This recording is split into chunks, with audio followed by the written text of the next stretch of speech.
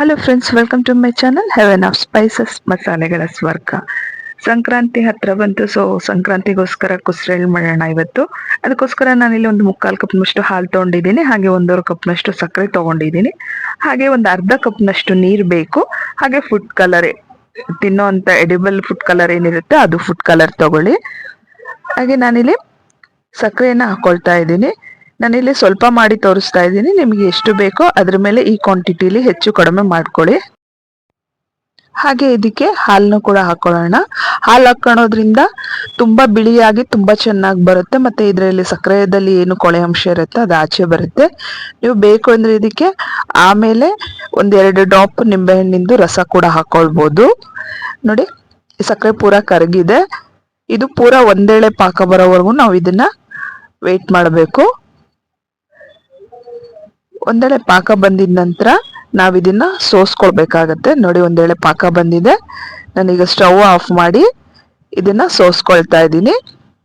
ಇದನ್ನ ನೀವು ಫಿಲ್ಟರ್ ಇಟ್ಕೊಂಡು ಸೋಸ್ಕೊಳ್ಳೋದ್ರ ಜೊತೆಗೆ ಮೇಲ್ಗಡೆ ಒಂದು ಬಟ್ಟೆ ಹಾಕೊಂಡು ಸೋಸ್ಕೊಳ್ಳಿ. ಯಾಕಂದ್ರೆ ಸ್ವಲ್ಪ ಕೂಡ ಏನೋ ಇದ್ರೊಳಗೆ ಕೊಳೆ ಹೋಗ್ಬಾರ್ದು. ಪೂರಾ ವೈಟ್ ಸಿರಪ್ ಬೇಕಾಗತ್ತೆ ನಮಗೆ. ನೋಡಿ, ನಾನಿಲ್ಲಿ ಒಂದು ದೊಡ್ಡ ಚಮಚದಲ್ಲಿ ಎಳ್ಳು ತಗೊಂಡಿದ್ದೀನಿ. ನೀವು ಬಿಳಿ ಎಳ್ಳೆ ತಗೊಳ್ಬೇಕು, ಯಾವುದೇ ಕಾರಣಕ್ಕೂ ಕಪ್ಪೆಳ್ಳು ತಗೊಳ್ಬೇಡಿ. ನಾವು ಅವಾಗಲೇ ಏನು ಪಾಕ ಮಾಡ್ಕೊಂಡಿದ್ವಿ ಅದನ್ನ ಸೋಸ್ಕೊಳ್ಳೋಣ. 1 ಸ್ಪೂನ್ ಸಹಾಯದಿಂದ ಪೂರ ಸಿರಪ್ ಬರೋವರೆಗೂ ನಾವು ಕೈ ಆಡ್ಕೊಂಡು ಈ ಸಿರಪ್ನ ತಕ್ಕೊಳ್ಳೋಣ. ನಾನಿದು 2 ಫೋಲ್ಡಲ್ಲಿ ಹಾಕಿದ್ದೀನಿ ಬಟ್ಟೆನ, ಒಂದೇ ಫೋಲ್ಡಲ್ಲಿ ಹಾಕಿಲ್ಲ. ಯಾಕಂದ್ರೆ ಸ್ವಲ್ಪ ಕೂಡ ಕಸ ಬರಬಾರ್ದು. ನಮಗೆ ಪೂರ ಬಿಳಿಯಾಗಿರೋಂಥ ಒಂದು ಲಿಕ್ವಿಡ್ ಬೇಕಾಗುತ್ತೆ. ನೀವು ಇದನ್ನ 1 ಸ್ಪೂನ್ ಸಹಾಯದಿಂದ ಪ್ರೆಸ್ ಮಾಡಿ ಪೂರ ಲಿಕ್ವಿಡ್ನ ತಕ್ಕೊಳ್ಳೋಣ. ನೋಡಿ, ಪೂರ ವೈಟ್ ಒಂದು ಲಿಕ್ವಿಡ್ ಸಿಕ್ಕಿದೆ ನಮಗೆ. ಈಗ ಇದನ್ನ ಯಾವ ರೀತಿ ನೀವು ಕುಸ್ರೆಳ್ ಮಾಡೋದು ಅಂತ ನೋಡೋಣ. ಕುಸ್ರೆಳ್ ಮಾಡೋದಕ್ಕೆ ತುಂಬಾ ಕಡಿಮೆ ಟೆಂಪ್ರೇಚರ್ ಬೇಕು.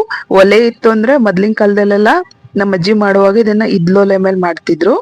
ಸೊ ಈಗ ಇದ್ಲು ಕಟ್ಟಿಗೆ ಒಲೆ ಸಿಗೋದು ಡೌಟು. ಹಾಗಾಗಿ ನಾನು ಇದನ್ನ ಗ್ಯಾಸ್ ಮೇಲೆನೆ ಮಾಡಿ ತೋರಿಸ್ತಾ ಇದ್ದೀನಿ. ಒಂದ್ರ ಮೇಲೆ ಒಂದು ಸ್ಟ್ಯಾಂಡ್ ಇಟ್ಬಿಟ್ಟು ಬಿಸಿ ತುಂಬಾ ಕಡಿಮೆ ಪ್ರಮಾಣದಲ್ಲಿ ತಾಕೋ ತರ ಇಟ್ಕೊಂಡು ಎಳ್ಳೂರ್ದ ನಂತರ ಒಂದೊಂದೇ ಸ್ಪೂನ್ ಏನು ನಾವು ಲೋಷನ್ ರೆಡಿ ಮಾಡ್ಕೊಂಡಿದ್ವಿ, ಲಿಕ್ವಿಡ್ ರೆಡಿ ಮಾಡ್ಕೊಂಡಿದ್ವಿ, ಆ ಲಿಕ್ವಿಡ್ನ ಒಂದೊಂದೇ ಚಮಚ ಹಾಕೊಳ್ತಾ ಕೈ ಆಡ್ತಾ ಹೋಗ್ಬೇಕು.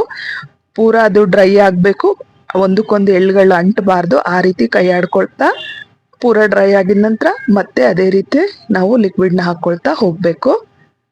ಇದೇ ಪ್ರೋಸೆಸ್ ಅಲ್ಲಿ ಪೂರ ದೊಡ್ಡದಾಗೋವರೆಗೂ ನಾವು ಇದೇ ರೀತಿ ಮಾಡ್ಕೊಳ್ಬೇಕು.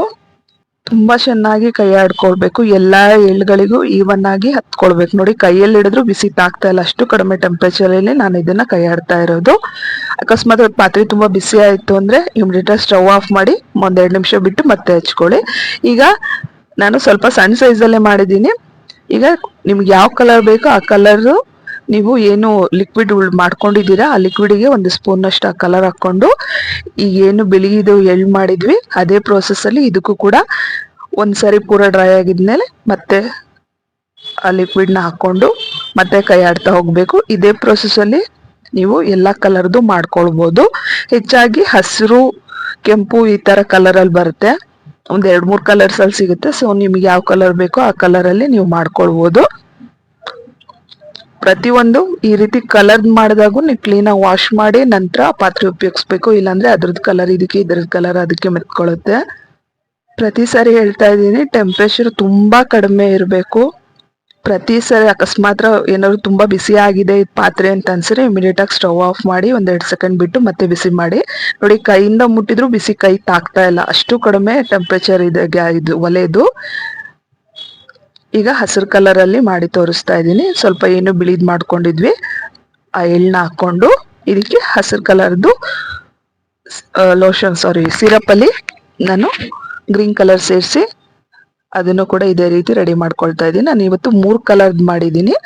ಸೇಮ್ ಪ್ರೋಸೆಸ್, ಸ್ವಲ್ಪ ಟೈಮ್ ತಗೊಳುತ್ತೆ, ಬಟ್ ಮನೇಲಿ ಮಾಡಿದಾಗ ಖುಷಿ ಅನ್ಸುತ್ತೆ. ಖಂಡಿತ ಟ್ರೈ ಮಾಡಿ. ನೋಡಿ, ಹಸಿರುದು ಕಲರ್ದು ಕುಸ್ರೆಳ್ಳು ರೆಡಿ ಆಗಿದೆ. ನೋಡಿ, 4 ಕಲರ್ ಆಗಿದೆ. ವೈಟು, ಒಂದು ಯೆಲ್ಲೋ, ಒಂದು ಆರೆಂಜು ಮತ್ತೆ ಒಂದು ಗ್ರೀನು, 4 ಕಲರ್ದು ಮಾಡಿದ್ದೀನಿ ನಾನು ಸ್ವಲ್ಪ ಸಣ್ಣ ಸೈಜಲ್ಲಿ ಮಾಡಿದ್ದೀನಿ. ನೀವು ಬೇಕು ಅಂದ್ರೆ ಎಷ್ಟು ದೊಡ್ಡ ಸೈಜಲ್ಲಿ ಬೇಕಾದ್ರೂ ಮಾಡ್ಕೊಳ್ಬಹುದು. ಹಾಗೆ ನೀವು ಇದನ್ನ ಜೀರಿಗೆಯಲ್ಲಿ ಮಾಡ್ಬೋದು, ಸೊಪ್ಪಿನ ಕಾಳಲ್ಲಿ ಮಾಡ್ಬೋದು, ಹಾಗೆ ಶೇಂಗಾದಲ್ಲೂ ಮಾಡ್ಬೋದು. ಖಂಡಿತ ಟ್ರೈ ಮಾಡಿ.